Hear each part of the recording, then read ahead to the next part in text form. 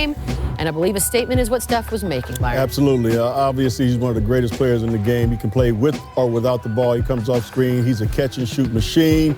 But when you come out and you say this is a statement game, you better come out ready to play. Steph Curry came out ready to play. Sometimes I thought he was going to dunk that. Then I said, he said, nah. He wanted to, though. He wanted to in his heart of hearts. Yeah, I want to say the James Harden, and just a little behind the scenes, is exactly the moment you guys said, James Harden's having a slow night, was the 4-point play and then everything that's happened since. He was 0 for 4 on threes before that, and all of a sudden it doesn't take, Paul, you were saying, it doesn't take him long between that and the foul line. I mean, that's what most valuable players do, and that's who I consider the best player in the league. You know, stepping up when they need him most. You saw him, he started attacking the basket, then his shots start falling. This is what they're going to need from Harden, night in, night out. He's their best player, but like you said, Wilbon, CP is their most important player. Gotta have him. And he had a big half this half, too. Well, it's a backcourt duel. Golden State, Steph Curry and Klay Thompson against Harden. The top two backcourts in the league. Very even. By the way, it's interesting. There seems to be some argument on whether or not the Houston Rockets need this game more or the Warriors need this game more. I'm surprised by the split. Psychologically, Houston, because they look back and say, if they pour all the Warriors, they look back and say, y'all got lucky last year. If we're healthy, y'all go down, because look how they doing them this year. So I disagree. It's Golden State. They need this game because they've been swept so far this season or in the regular season. They want to make a statement and prove to Houston that they are still the team to beat. And see, there lies the split. You want to break the tie? Houston. He went the Morningside, I went to Inglewood. That's why. We always going to be different. We're going to have that friendly rivalry no matter what. Second half comes back. Lakers, Celtics. This halftime is presented by Toyota. Let's go places. To NBA After the Buzzer, presented by McDonald's. Welcome inside Studio H in LA with the Michael Wilbon, the Byron Scott, Paul, and me. Warriors, Rockets. Okay, so that was good right up until the end. Real good. I was going to start with Boogie, but actually you said something right as we were getting the count to come out here. You said what that tells you is that Houston is what? Not ready. Really? They're at home, full of strength, Michelle. Golden State doesn't have Kevin Durant on the road, already down 0-3. 0-3. Houston's been playing great. Hasn't Houston probably played the best of anybody in the last 2.5 weeks? That's fair. James Harden has been, as Paul has said throughout the evening, he's been better than anybody in the league. And yet, at home, they can't put this game away. I mean, they could never get control of it. Actually, Golden State had control of it, particularly late.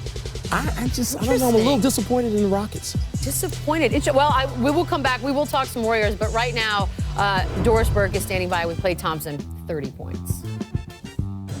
Klay coming off, I know it's been an up and down season all year, but arguably coming off your worst look. Talked before this game about how Boogie fits in, and just as if he knew the script, he comes out with a 27, 7 assists, 8 rebounds game. Seems like without Kevin Durant on the floor, fit in pretty well. Yeah, he really gives them a down low, a different dynamic. You know, they play a game that we haven't seen Golden State play.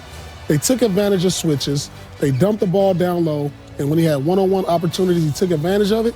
When he saw the cutters, the double team, he passed out, and that's something we've never seen from Golden State. Old-fashioned basketball. It was old-fashioned basketball right there. And that's the one X factor they're going to have come playoff time that no one else, none of the other contenders have. The ability to dump the ball inside, say like their three-pointers are not falling, they're not getting to the line, they can't create offense.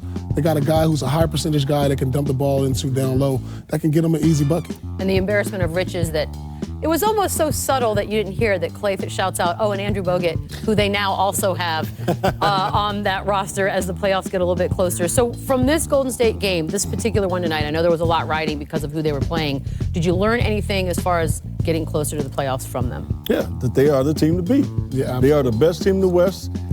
Steph Curry came out and said this game is a very important game. We want to make a statement. They came out and they did just that. The Splash Brothers had 52 points between them, so they did their job. The biggest difference, obviously, was DeMarcus Cousins. He was a presence tonight in that post, being it scoring or passing. So, yeah, this game to me solidified the fact that the Golden State Warriors are the best team in the Western Conference. When they are focused and determined, they are still the best team. Well, not everyone's headed to the playoffs, but it doesn't mean it can't be fun. Oh, yeah, we're going to have some fun when we come back. Trae Young, John Collins, secretly been real fun to watch lately. We're going to watch that next. Whoa! Volleyball. NBA After the Buzzer is presented by McDonald's.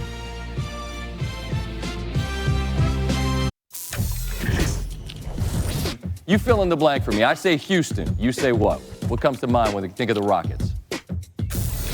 You'll get that answer from Patrick Beverley. It was a first. He demanded that we keep talking. So we did, about Doc, about his team, the best in L.A., and plenty more. Tim Legler standing by to tell us what he thinks of the Western Conference and tonight's game that the Warriors win.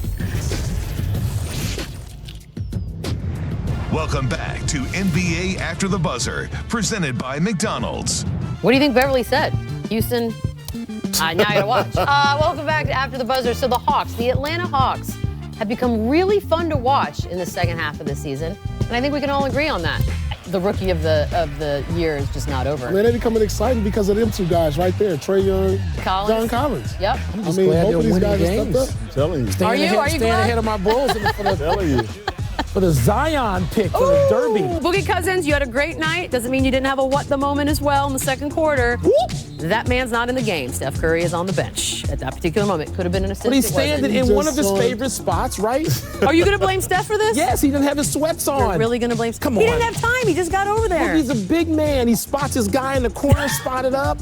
Pass it to Steph. Yeah, I even might when he have got to him blame down. Steph on that one, too. Okay, y'all See, there we cannot go, be blaming Michelle. Steph on that. Coming up, great plays need great kicks. We're going to take a look at who took it to the court. Plus, That was nice. we got